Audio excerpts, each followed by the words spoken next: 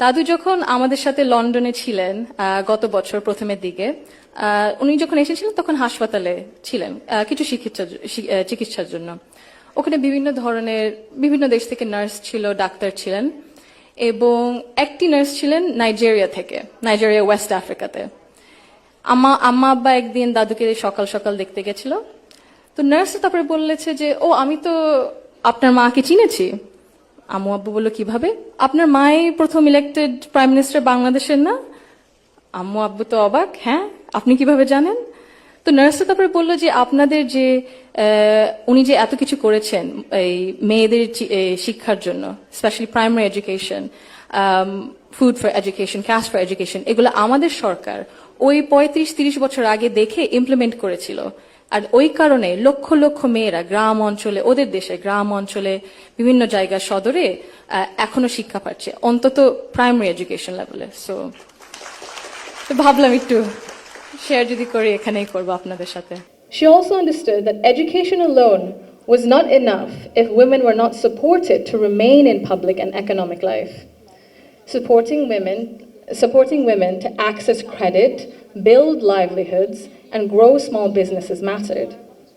So did recognizing the realities of motherhood, of childcare, and that required systems being strengthened around maternity leave and childcare, which she did. That is because women were made to choose between family and participation in the economy. For me, these legacies show the values that I saw both reflected at home and in public. I was privileged to grow up surrounded by exceptional women, confident, capable, and accomplished. I was equally fortunate to have male role models, including my father and my grandfather, who valued those women and never felt threatened by their strength or ambition. In fact, the four most important people in my father's life, in my opinion, have been women for decades. And he has treated them with deep respect and reverence, not as an exception, but as the norm. Because of this, I grew up with what I now recognize was a skewed understanding of society. Living between Bangladesh and the UK taught me something important. Policies and access alone do not create equality. You can expand education, pass laws, set national targets, but if social norms and daily expectations and mindsets remain unequal, empowerment remains fragile. This is not about overt discrimination. Inequality often survives through habit and comfort, through what feels normal. In Bangladesh, women still perform around 85% of unpaid household and care work, spending over 7 times as many hours as men on this labor each day. This work is valued at 19% of our GDP and remains largely invisible in economic planning and national decision-making. This makes something very clear. Gender equality is not a women's issue, it is an economic and national issue. When women carry the bulk of responsibility, their participation in the formal economy suffers. Despite significant women's labor force participation in Bangladesh remains below 40%, compared to over 80% for men. Women are far more likely to step back from paid work after marriage or childbirth, not because they lack ability or ambition, but because systems assume they will absorb the cost. This imbalance begins early. Girls are expected to adjust their ambitions around family needs, while boys are rarely taught that responsibility and care are shared obligations. Over time, this became structural and progress stalls. Women are already leaders, and many of those leaders are in this room today.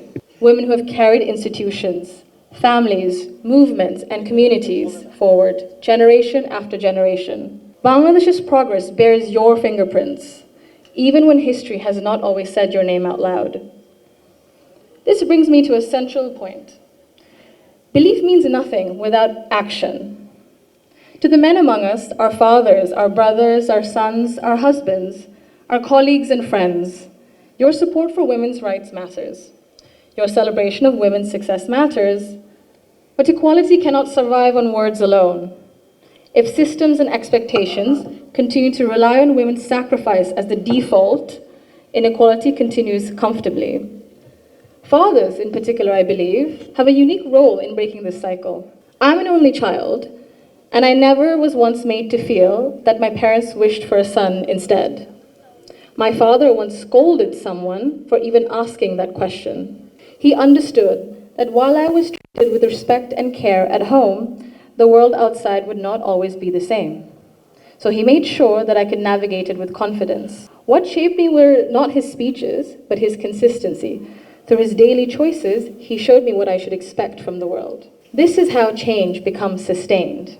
When men confront in our lives, in our homes, unconscious bias honestly and model their behavior through respect and action, they create space for women, not just to survive, but to thrive. In Bangladesh, the cost of inaction is visible. Girls' dropout rates sharply rise during adolescence. Women in public life, in leadership, face harsher judgment. In Bangladesh alone, there's a statistic that 78% of women have faced harassment online, primarily from Facebook. Education and opportunity collapse if inequality at home and in mindset remains untouched. And for a country facing climate change, economic and political transition, demographic pressure, Bangladesh cannot afford to sideline half its population through exhaustion and social expectation. When women are welcomed rather than sidelined, they do not only change their own lives, they change the future of their families and the future of the nation. If Bangladesh wants real progress, not symbolic success stories, but sustained national development, then empowerment cannot stop only at classrooms, only in offices or policies. They must reach our homes, our institutions, and our mindsets, and it must be the responsibility of all of us. I thank you all for engaging in an inclusive dialogue today that reflects the true spirit of progress. Thank you.